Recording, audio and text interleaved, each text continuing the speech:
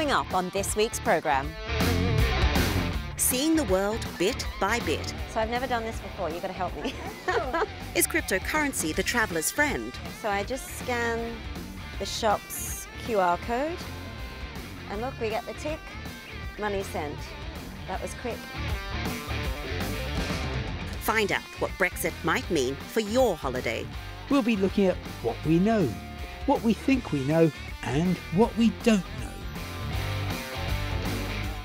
And we explore the ghost towns of Italy. For us, you know, some people choose to take their family to Disneyland, and we chose to come to a real place, you know, that's right out of history.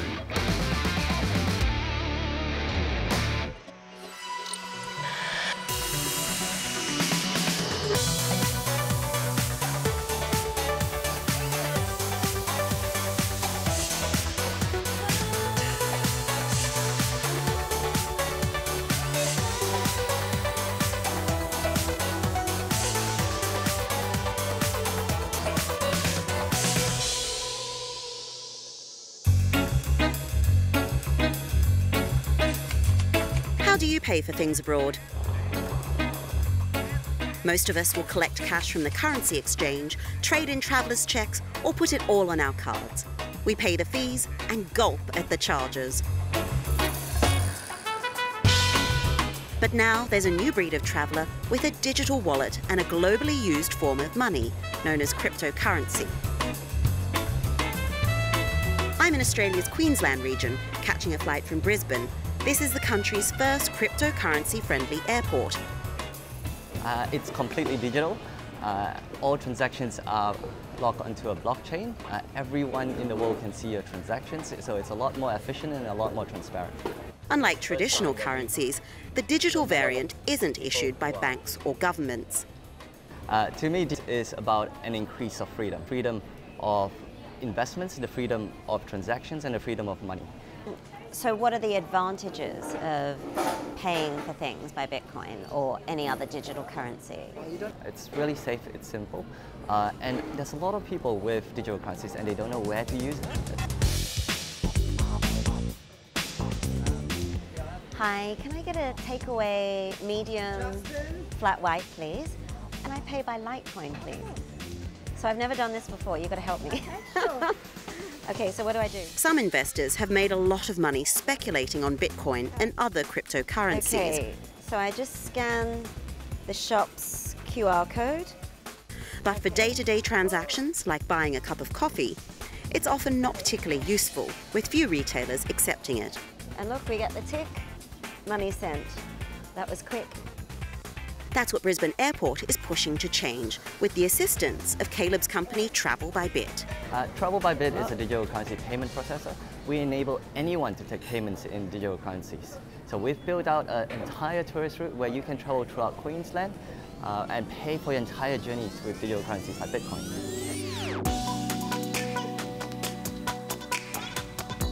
My flight takes me to Gladstone, a small town on Queensland's coast and an hour-and-a-half's drive from our final destination, Agnes Waters and 1770, Australia's first cryptocurrency-friendly tourist town.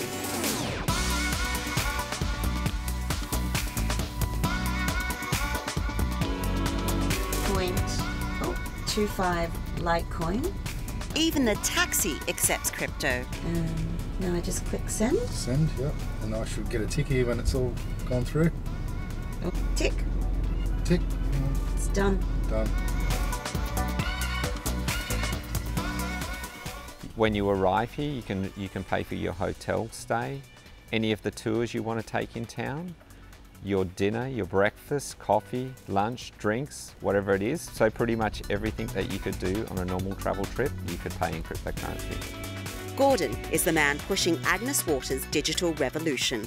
Right, for the merchant, nothing changes. So the Australian merchant puts in $100 for a service that's provided. The customer simply chooses the digital currency they want to use, and that is converted at the point of sale into Australian dollars the same. So the merchant gets $100. Over 30 businesses in this small beach community accept crypto. So during my stay, I'm going to rely entirely on my digital apps. So looking in my wallet, I've got American dollars, got Japanese yen, and I've got Australian dollars. And even more annoying is these coins. What do you do with them when you get home? We're traveling in crypto. I just have a couple of apps on my phone. Okay. So I'm going to pay by cryptocurrency today. Oh, absolutely. I'm going to pay by Bitcoin. So I'm going to pay in Litecoin. In Litecoin. It's going to be Litecoin. Okay, so I slide to send here. Payment is relatively straightforward. I open an app, type in my PIN, scan the retailer's QR code, and we're done. So it's even possible to add a tip and pay for a tip in cryptocurrency. Yes. Who knew? But as with any emerging technology, there is the occasional hiccup. It's taking a while. It is. It always helps to charge your iPad. Maybe it's a Wi-Fi issue. There we go. Done. All right. You got Yes, it? all approved. Thank you Okay. very much. Have you got... Thank you. Amazing. That was so fast. I feel kind of weird not having signed anything. Tick, done. Here, almost everybody in the tourist business, from posh hotels to cafes, restaurants and tour operators, are jumping on board the crypto wagon.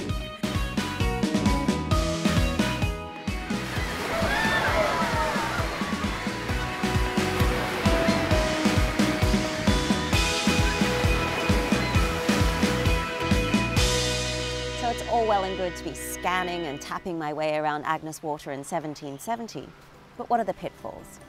The main disadvantage is always going to be, particularly with really volatile and easily traded digital currencies, that the price will fluctuate while you're on holidays.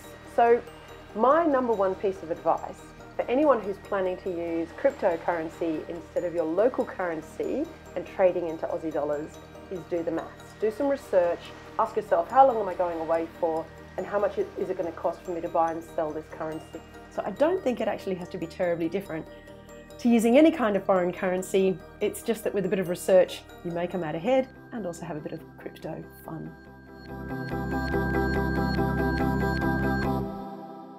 Well, if you're thinking of heading to this part of Australia anytime soon, here's some travel show tips of things to see and do around Queensland, though you might have to leave your cryptocurrency at home and bring some more traditional ways to pay.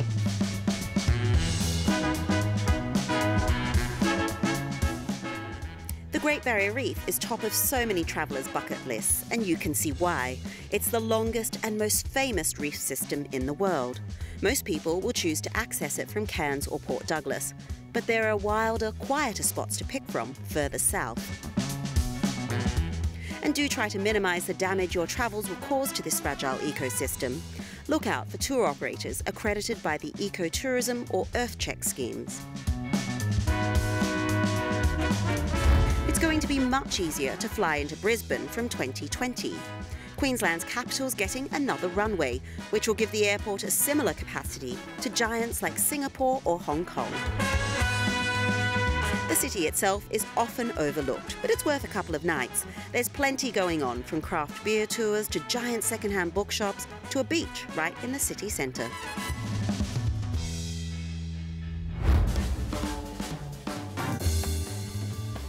The Gold Coast is hardly off the beaten track.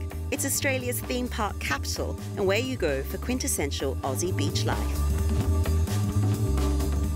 There are long, beautiful stretches of sand and loads of surfing opportunities. Our tip? Go during winter. You'll find it quieter, cheaper, and the water's still easily warm enough to swim in.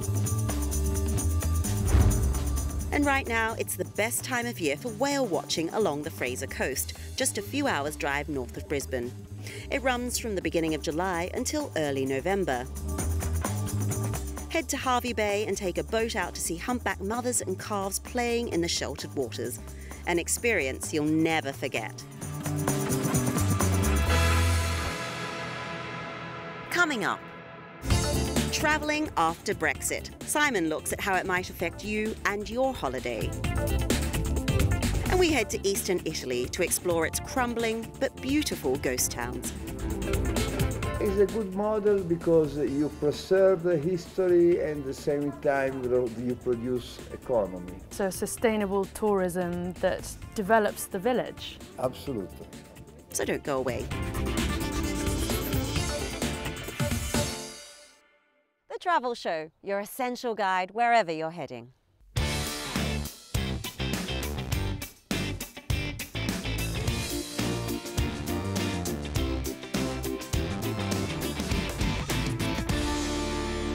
The UK may be in the European Union's departure lounge, but destination Brexit is far from clear.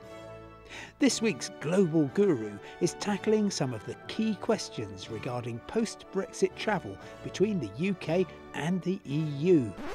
We'll be looking at what we know, what we think we know, and what we don't know. What we know. Every current British passport carries the words European Union on the front cover. They'll remain valid as British travel documents until they expire, but they'll cease to give automatic right of entry to EU countries. And from October 2019, the colour of British passports will change to blue, which coincidentally is the same as existing Croatian passports. Anybody who was hoping that you might get the good old-fashioned hardcover passport back, well, I'm afraid you won't. The format is stipulated these days by the International Civil Aviation Organisation. British driving licences with the EU flag will continue to be valid until their expiry date. But, as with passports, once the UK leaves the EU, the European Union power will end. This means that if a UK national moves to an EU country, he or she will probably need to apply for a new licence in that country, and vice versa. It's not clear what the rules will be for both UK and EU nationals driving in each other's territories. Some say the international driving permit may make a comeback. I think that's a little far-fetched. 3 hours late, you could get cash compensation. The European Union currently has very strict rules on air passenger rights. If a flight is delayed by 3 hours or more or cancelled, then you get cash unless the airline can claim extraordinary circumstances. Now, the EU is actually looking at reforming those rules, but the UK government has said that existing standards of air passenger rights will remain in force. What we think we know. The European Union is bringing in what I call an online border, aimed at non-EU citizens who don't need a visa to visit Europe. And that's almost certainly the situation that British travellers will be in. It's called ETIAS, the European Travel Information and Authorisation System, and it works like this. You'll go online, pay a fee of €7 and fill in lots of personal details, including your state of health and any criminal records. Your responses will be checked against a range of databases, and if you're granted a permit, then it will be valid for 3 years. The European Health Insurance Card, or EHIC, has proved extremely popular, and the British government says that it wants a reciprocal health agreement to continue. That would mean that British holidaymakers would qualify for medical treatment on the same basis as citizens of their host country. Tax and duty-free shopping for journeys within the European Union ended in the summer of 1999. Once the UK leaves the European Union, travellers entering the UK from EU countries will be allowed to bring with them strictly limited quantities of duty-free goods. And the Blue Channel will disappear from UK airports. What we don't know. Roaming charges for phone calls, texts and internet use on mobile phones within the EU were abolished in June 2017. Once the UK leaves the European Union, those benefits will no longer legally apply to British travellers. It will then presumably be up to individual mobile phone providers to decide if they're going to bring back roaming charges for UK travellers to the EU and European visitors to Britain. For over 20 years, the European Union has had open skies, allowing any EU airline to fly between any two EU airports. It's fostered the no-frills revolution which has transformed aviation. The British government says it wants the same arrangements to continue, which would allow any UK or EU airline to fly to, from or within the UK or the EU. The Transport Secretary, Chris Grayling, told me he's confident that an aviation deal will be sealed, even if there is a hard Brexit, so planes will continue to fly. With 165 million journeys between UK and EU airports last year, travellers buckling up for Brexit are looking for clarity and convenience. As more becomes clear, we'll bring it straight to you. And that's all for Global Guru for this week.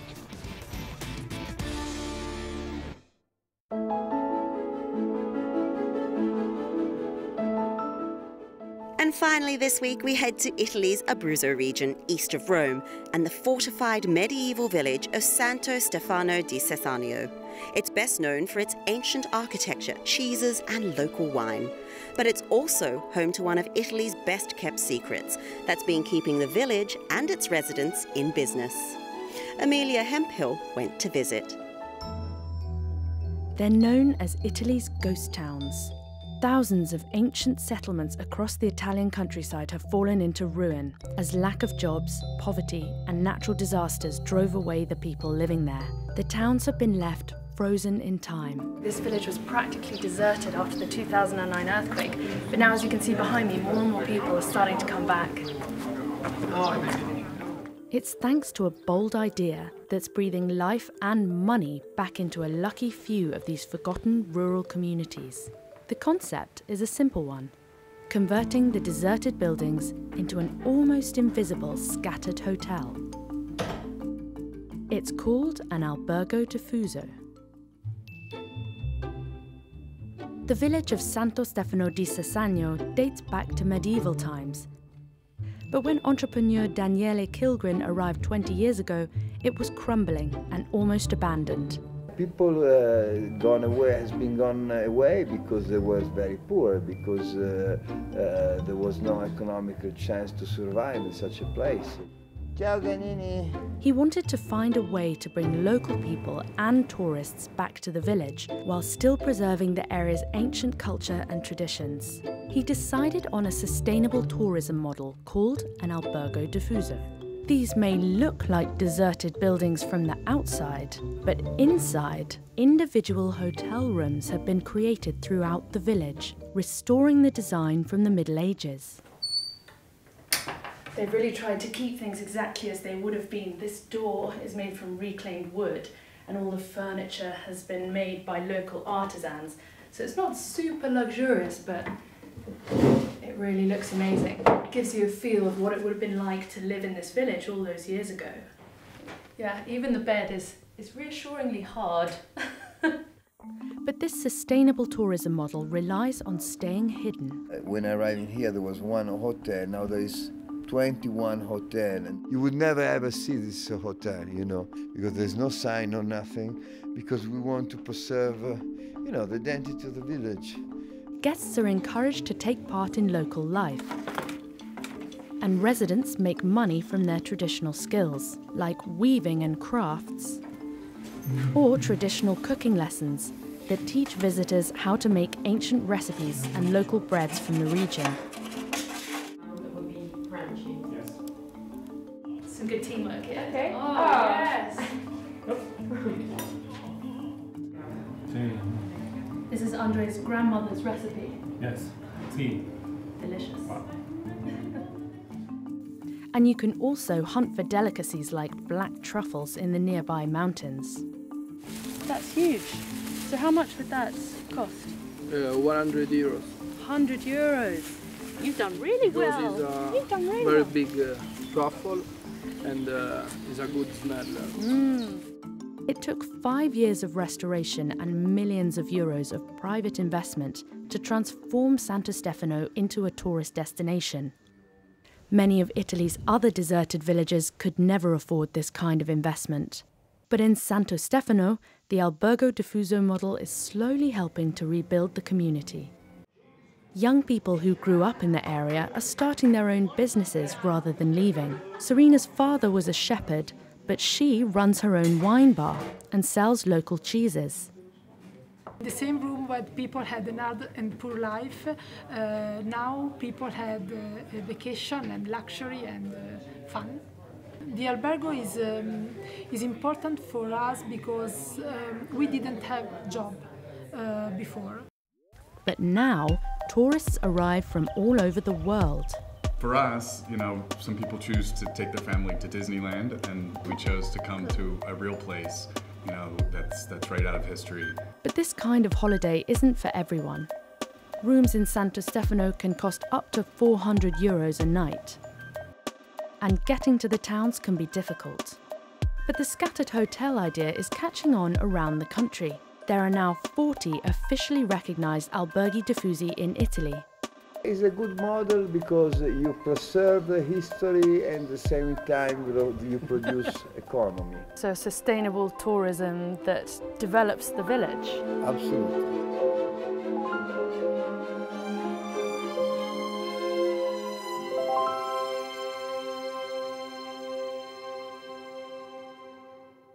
Well, that's all we've got time for this week. Coming up next week, Krista's here to look over some of the best moments from the last few months. Beacons do cake. I'm sold. No pressure, no pressure. Here we go. Ready?